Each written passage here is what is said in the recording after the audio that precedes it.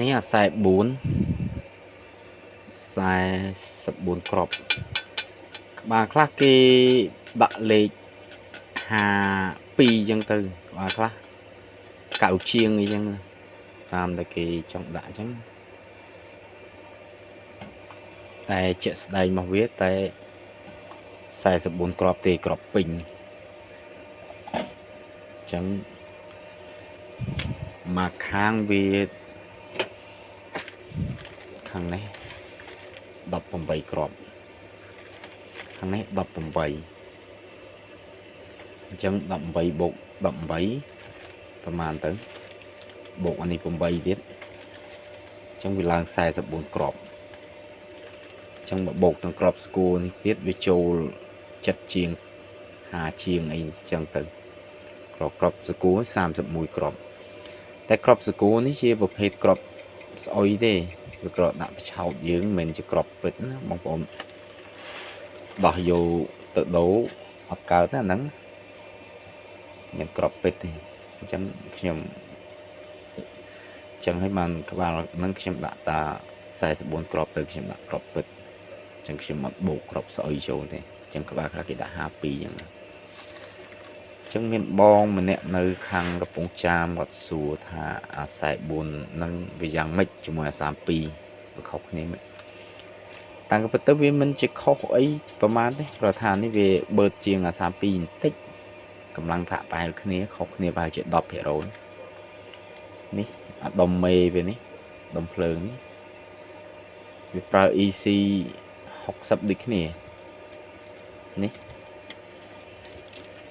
power transformer ចំណែកអាដុំអុកនេះវាប្រើ EE 42ដូចគ្នាចំណែកអាកង់ដង់នេះវាប្រើ2មីក្រូ2គ្រាប់2កន្លះ1គ្រាប់ដូចគ្នាអញ្ចឹងដូចតែគ្នាទេចំណែកអាកង់ដង់ខាងភ្លើងអាគុយនេះអានេះវាប្រើ5គ្រាប់បាទអា32វាប្រើតា4គ្រាប់ទេតែវាប្រើដូចគ្នាកម្លាំងលេខអីដូចគ្នា35វ៉ុល470មីក្រូដូចគ្នាចំណែកឯកង់ដង់ DC power នេះ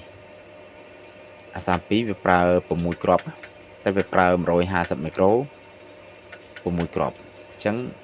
បើអា44នេះវាប្រើតែ4គ្រាប់ទេតែវាប្រើ270មីក្រូ450វ៉ុលហ្មង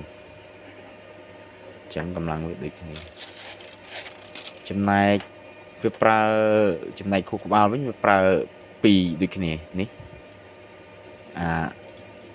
អាក្រោយនេះមួយអាមុខនេះមួយ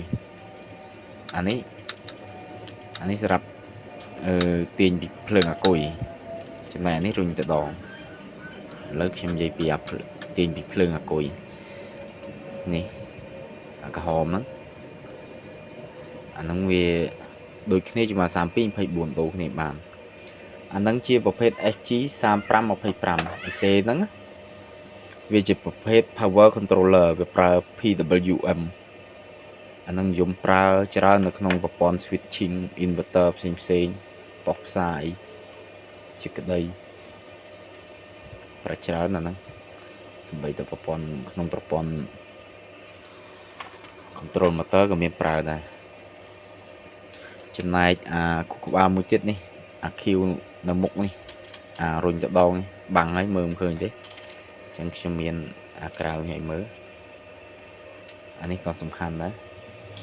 វាជាប្រភេទ IC 16S716 ជាប្រភេទ MCU អាហ្នឹងជាប្រភេទ microcontroller 8 bit ប្រភេទប្រើ program digital អាហ្នឹងផលិតឡើងដោយក្រុមហ៊ុន Microchip Technology អានេះល្អប្រើប្រភេទក្បាលប្រើប្រភេទហ្នឹងគឺល្អចំណែកគ្រាប់យើងនិយាយពីគ្រាប់វិញគ្រាប់វាប្រើប្រភេទ N channel ដែលមានលេខ P75SN sorry P75 NS 75ចឹងមិនន័យថាវាជាប្រភេទ power fight N channel អានឹង75V 75 ampere នេះមើលរូបរាងវាតាក់វាអីដូចតែគ្នាអានេះតិចអានេះបញ្ញាក់អានេះក្តៅបាទនេះទឹករាក់អានេះទឹកជ្រៅអានេះវលីនខាងកាបអានេះវលីនខាងដងមានតែប៉ុណ្្នឹងចំណែកអានេះភុយស៊ីបការពារបងប្អូនដងចុចប៉ះកាបគឺវាអត់បណ្ដាលឲ្យឆេះដល់ក្របដល់ដុំដល់ម៉ាស៊ីនខាងក្នុងនេះអញ្ចឹងភុយស៊ីបនេះវានឹងផ្ដាច់ខ្លួនវាអញ្ចឹងពេលវាផ្ដាច់យើងចុចទៅលឺតែនឹងហាលទេអញ្ចឹងសំឡេងអត់ចេញទេនេះការពារ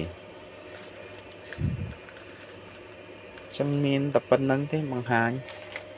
អស់ហើយបាយបាយ